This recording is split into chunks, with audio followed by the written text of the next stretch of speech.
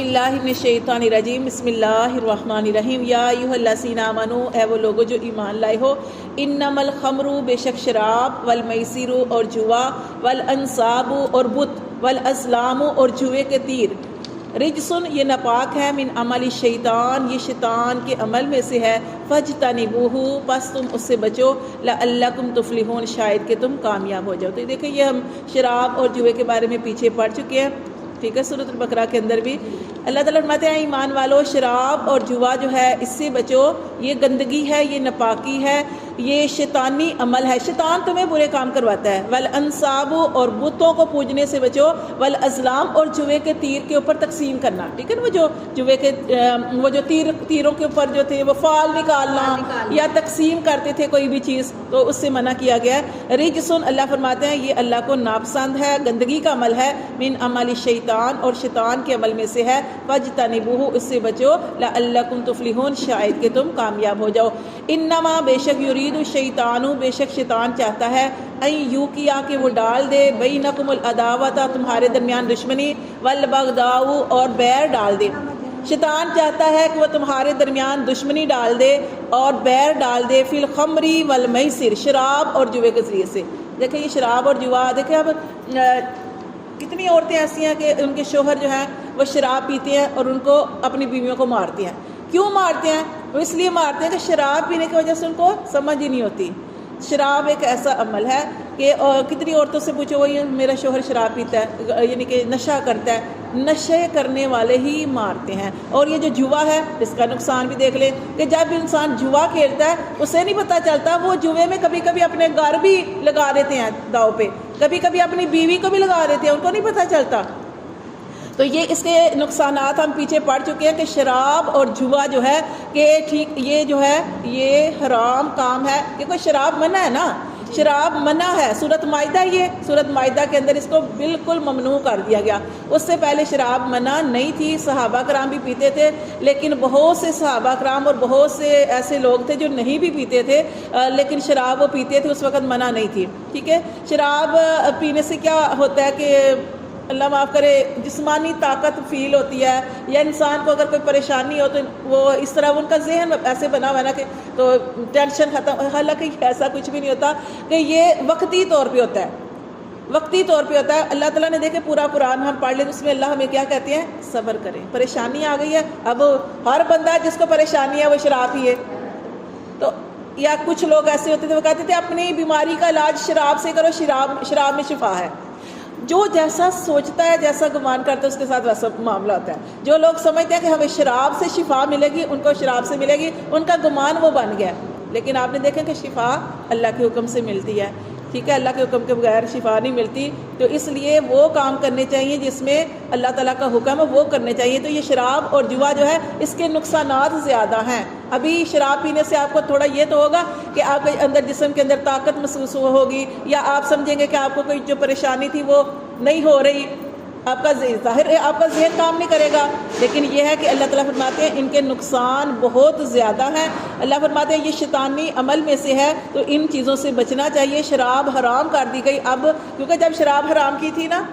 جب شراب حرام کی تھی تو شراب جب حرام ہوئی تو اس وقت جب اللہ کا حکم آ گیا، اللہ کے نبی صلی اللہ علیہ وسلم نے بتایا، تو جن صحابہ کرام جو تھے، بہت سے لوگ جو تھے وہ تجارت کا کام کرتے تھے شراب کا۔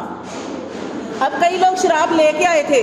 لیکن جب اللہ کا حکم ہو گیا تو کیا ہوا؟ شراب کو بہا دیا، وہ شراب جو تھی ایسے بہی کہ جیسے سیلاب آ گیا، ٹھیک ہے، اس طرح کا معاملہ، کیونکہ انہوں نے اللہ کے حکم کو پورا کیا، انہوں نے یہ نہیں سوچا کہ اس کے اوپر ہمارا اتنا مال لگا ہے۔ یہ ہوتا ہے اللہ کی اطاعت، اللہ کے رسول کی فرما برداری، ٹھیک ہے۔ تو یہاں پہ یہ بتایا گیا ہے کہ انما بے شک یرید الشیطان چاہتا ہے شیطان ان یوقع یہ کہ ڈال دے بینکم العداوۃ تمہارے درمیان دشمنی والبغضاء اور بیر فی الخمر والمیسر شراب اور جوے کے ذریعے ویصدکم اور تمہیں روکے عن ذکر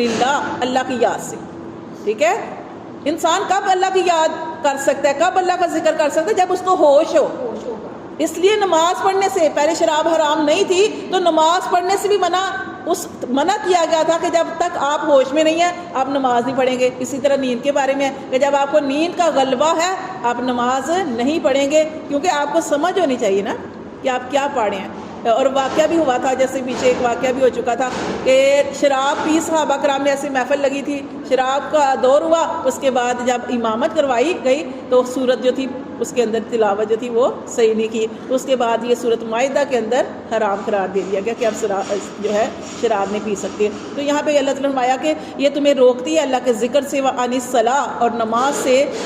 سے روکتی ہے، فہل انتم منتہون، اللہ فرماتے ہو کیا ہو تم باز آتے؟ یہ ہے وہ حکم جس میں اس کو منع کر دیا گیا کہ اب شراب حرام ہے۔ وَأَطِیعُوا اللَّهَ، اللہ کی اطاعت کرو، وَأَطِیعُوا الرَّسُولَ، اور اللہ کے رسول کی اطاعت کرو، وَاحْذَرُوا، اور ڈرتے رہو، فَإِن تَوَلَّیْتُمْ، پھر اگر تم پھر جاؤ، فَاعْلَمُوا، تو جان لو، اَنَّمَا، بے شک، عَلَىٰ رَسُولِنَا الْبَلَاغُ الْمُبِینُ، کہ ہمارے رسول کے ذمے تو صرف پہنچا دینا ہے۔ رسول صلی اللہ علیہ وسلم نے تم پر یہ حکم پہنچا دیا، تم تک پہنچا دیا ہے، آپ صلی اللہ علیہ وسلم نے صرف اپنا کام جو ہے وہ ادا کر دیا ہے، اپنا فریضہ جو ہے وہ ادا کر دیا ہے۔ اب آپ سے پوچھا جائے گا، اب نبی صلی اللہ علیہ وسلم سے نہیں پوچھا جائے گا بلکہ آپ سے پوچھا جائے گا۔ اللہ فرماتے ہیں لیسا، نہیں، علی الذین، ان لوگوں پر، آمن، جو ایمان لائے، وعملوا الصالحات، اور جنہوں نے اچھے اعمال کیے، جناح، ان پر کوئی گناہ نہیں، فیما طعموا، جو انہوں نے چکھا، کیا چکھا؟ شراب کو۔ جب شراب منع نہیں تھی